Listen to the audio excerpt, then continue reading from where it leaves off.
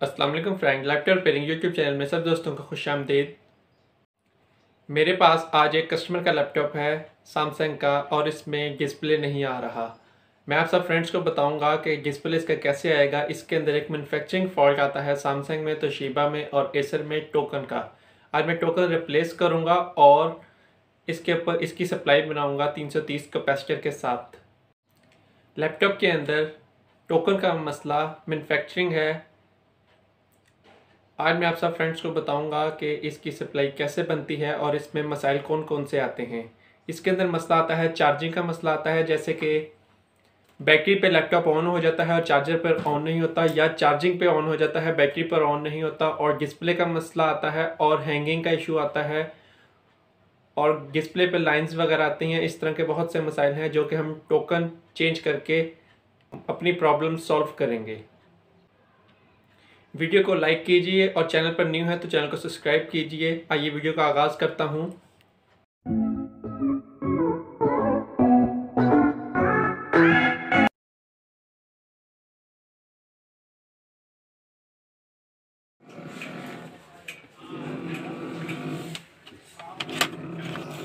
इस लैपटॉप का सैमसंग का अभी डिस्प्ले नहीं आ रहा। मैं चार्जर या बैटरी पे ऑन करके आप सब फ्रेंड्स को चेक करवाता हूँ। चार्जर लगाया, पावर का बटन प्रेस किया, लेकिन इसका डिस्प्ले नहीं आ रहा। सिर्फ लाइट्स ऑन हो रही हैं और फैन घूम रहा है।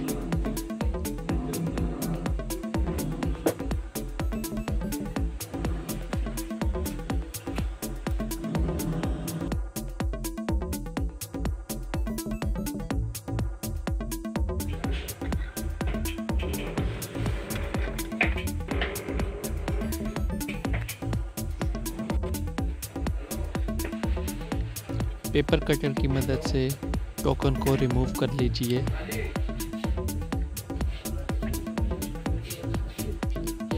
ध्यान से मदरबोर्ड पर टक्स ना लगें और इसको टक देके आराम से चारों साइडों से इसको ओपन कर लीजिए। टोकन की एक साइड ग्राउंड है और एक साइड फॉल्ट वाली है। सेंटर वाली इसकी ग्राउंड है और इसकी ऑपोजिट साइड जो सी है वो है पॉजिटिव। इसको अब मैं क्लीन करता हूँ और सोल्डरिंग कर लूँगा इसकी साइडों पर।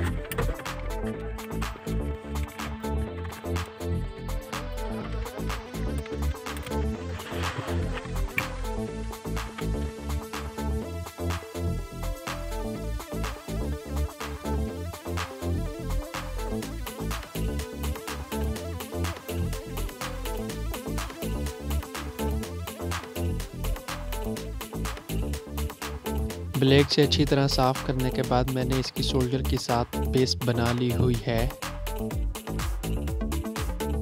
ये देखिए, अच्छी तरह सोल्डर लगा लिया है मैंने इसके नेगेटिव पॉजिटिव पॉइंट्स पर। अब मैं इसके ऊपर 330 UF के कैपेसिटर लगाऊंगा। 4 CPU की सप्लाई जो सी होती है वो हम 330 के कैपेसिटर के साथ बनाते हैं।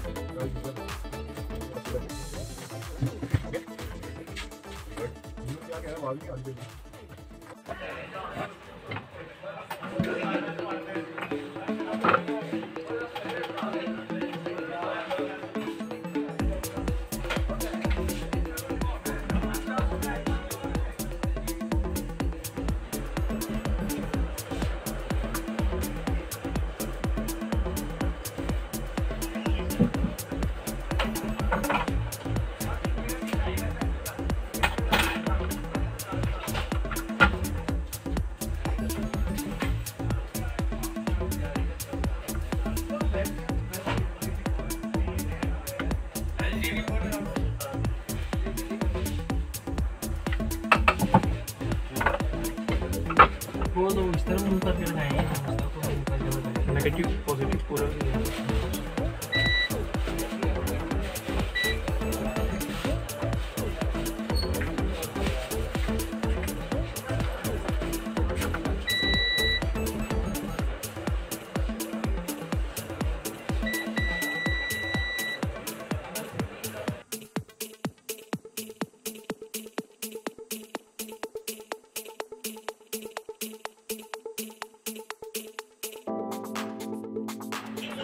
Yes.